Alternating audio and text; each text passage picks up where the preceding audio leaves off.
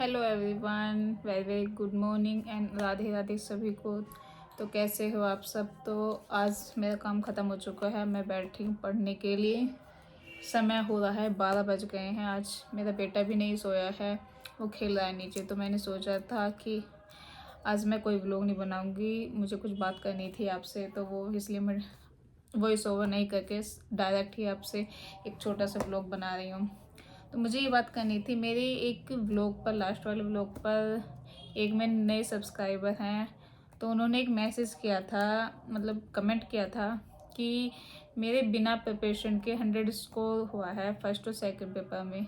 तो देखिए, अच्छी बात है कि उनका फर्स्ट और सेकंड क्लास में 100 स्कोर हो गया, वो भी बिना प्रिपरेशन के हो गया। वो उनके लिए अच्छी बात है, बट हर किसी के साथ नहीं हो सकता कि हाँ हम प्रिपरेशन करें ही नहीं एग्ज़ाम की, ऐसे ऐसे निकल जाएगा। लेकिन नहीं, वो नहीं होता है, हर किसी के साथ नहीं होता। उनका क्लियर हुआ है, मैं नहीं जानती कि किस वजह से क्लियर हुआ, कि उन्होंने सीटेट की तैयारी नहीं की और बिना तैयारी के ही वो एग्ज़ाम देने चले गए और निकल गया। मुझे नहीं लगता कि हाँ उन्होंने कुछ पढ़ा ही नहीं होगा, उनका बेस ज़रूर तैयार होगा। जैसे हम ये मानो कि हम सीटेट की तैयारी नहीं कर रहे, अदर कॉम्पिटेटिव एग्जाम की तैयारी कर रहे हैं, तो उससे भी हमारा क्लियर हो जाता है विदाउट सीटेट प्रिपरेशन किए। क्योंकि अदर कॉम्पिटेटिव एग्जाम में भी NCERT वगैरह की जो बुक्स होती हैं, हिंदी नॉर्मल, ये सभी सिलेबस ही आता है जो सीटेट में होता है। तो हम तब तो कर सकते हैं, लेकिन अगर हाँ कि हमने कुछ पढ़ा ही नहीं है और ऐसे ही जल्दी एग्ज़ाम देने, तो नहीं हो सकता, ऐसे नहीं हो सकता। बट उनके लिए अच्छी बात है कि उन्होंने अपना स्कोर इतना अच्छा किया है, उसके लिए बहुत अच्छा लगा मुझे कि उन्होंने पता नहीं कैसे किया है। बट उनसे मुझे कोई शिकायत नहीं है, उन्होंने जो किया अच्छा किया, उनका 100 स्कोर गया है बिना प्रिपरेशन के। लेकिन मैं एक बात बोलना चाहूँगी कि हम जैसी हाउस वाइफ के लिए इतना आसान नहीं है। जैसे कि मैंने, आप सबको पता है कि मेरा फर्स्ट क्लियर है, फर्स्ट प्राइमरी वाला जो एग्ज़ाम है वो क्लियर है।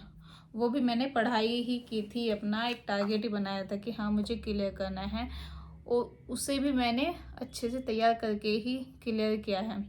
ऐसा नहीं है कि हाँ मैंने बिना पढ़े, वो नहीं कर सकता, कोई भी बिना पढ़े नहीं कर सकता।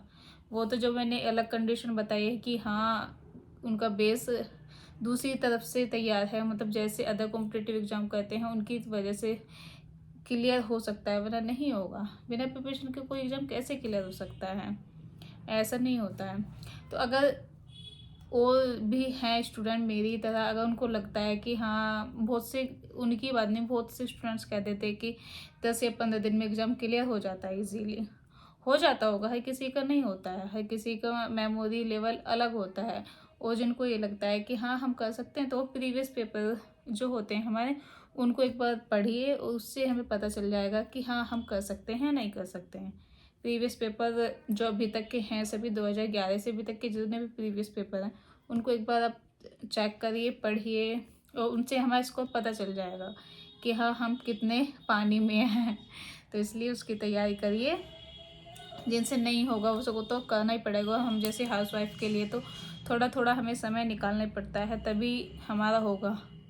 ये नहीं कि हाँ हमारा एक टाइम नहीं, हमारा टाइम टेबल सेट होता है, टाइम टेबल भी सेट नहीं होता हमारा कि हाँ हमने ये टाइम टेबल बनाया है तो इस टाइम टेबल के अकॉर्डिंग हम पढ़ लेंगे, नहीं होता। क्योंकि बच्चा भी होता है और घर के काम भी होता है, अचानक से कोई आ भी जाता है घर पे, अचानक से हमें कहीं जाना भी पड़ता है, नहीं हो पाता, कुछ नहीं हो पाता। इसलिए हमें तो थोड़ा थोड़ा समय निकालना पड़ता है, और हमें तैयारी अभी से करनी होगी। जैसे कि मैंने आपको लास्ट वीडियो में बताया था, जो प्राइमरी लेवल का एग्ज़ाम होता है वो इजी होता है अकॉर्डिंग टू जूनियर लेवल के। जूनियर लेवल में काफ़ी ज़्यादा कुछ होता है, और थोड़ा इसके क्वेश्चन भी जो आते हैं थोड़े टफ आते हैं, उलझाने वाले, माइंड को घुमाने वाले, तो उसको डीपली हमें पढ़ना पड़ता है। तो उसमें थोड़ा हमें मेहनत तो करनी ही पड़ेगी, बिना मेहनत के नहीं होगा। एंड दूसरी बात, सीटेट का फॉर्म तो आ ही चुका है, आपको पता है। तो मैं भी आज अपना फॉर्म फिल करूँगी, सो आप भी करिए जल्दी से, क्योंकि फिर हम जिस सिटी में चाहते हैं कि उस सिटी में हम दें, उसमें वो सिटी जो सेंटर जो होता है वो फुल हो जाता है। इसलिए आप यहीं से अपना फॉर्म फिल करिए, तो मन चाह में सेंटर मिल जाता है।